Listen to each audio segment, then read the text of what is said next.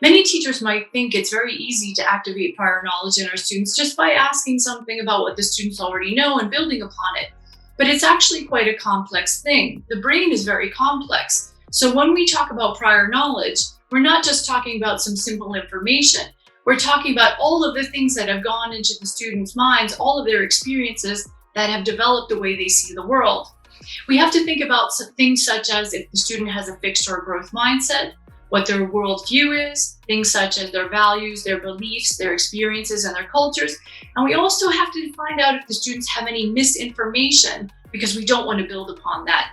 So in this masterclass, we're going to be taking a look at the foundational theories behind constructivism.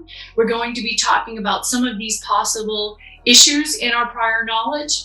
We'll be looking at advanced organizers and how we can use them, build and create strong schema, and then we'll look at how we can create complexity to make the schema even stronger.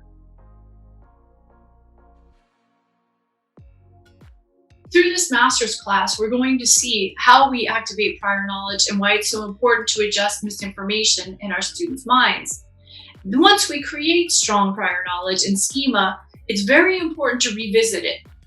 Neuroscience tells us that if we don't use something, we lose it. So we create neurosynapses in our brains. And if we don't use those pathways again, the brain sees that this is not important information and works to dissolve those connections.